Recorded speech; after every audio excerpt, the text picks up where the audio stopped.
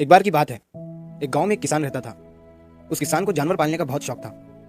उसके पास पहले से ही बहुत सारी भैंसें थी, जिनका दूध बेचकर वो अपना घर चलाया करता था। तो एक दिन उस किसान ने एक खरगोश और एक बंदर को भी अपने घर में पाल लिया। अब काफी दिन गुजरने के बाद उस किसान ने उस खरगोश और बंदर के साथ खेलने का सोचा।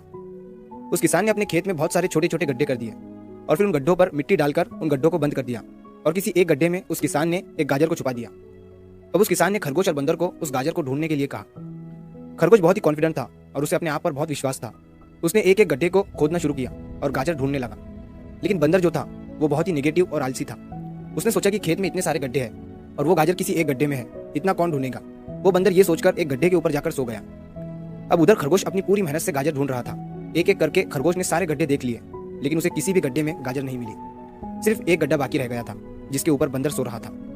अब खरगोश बंदर के पास जाता है और उसे उस गड्ढे पर से उठने के लिए कहता है।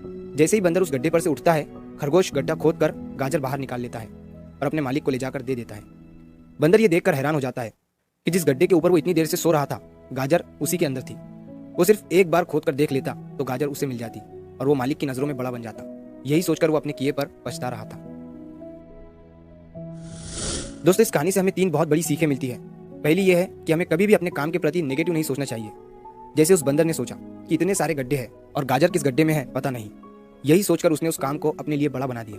और दूसरी सीख हमें इस कहानी से ये मिलती है कि हमें एटलीस्ट कोशिश भी तो करनी चाहिए, क्योंकि हम जब तक कोशिश नहीं करेंगे किस्मत भी हमारा साथ नहीं देंगी।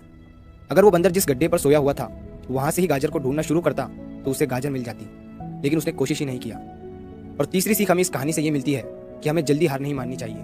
अब हमें नहीं पता कि हमें अपने काम में कौन से साल में कामयाबी मिलेंगी। वो 2025 हो सकता है, 2030 हो सकता है या 2032 भी हो सकता है, लेकिन हमें कामयाबी तभी मिलेंगी जब हम पॉजिटिव सोच के साथ कोशिश करते रहेंगे और हार नहीं मानेंगे।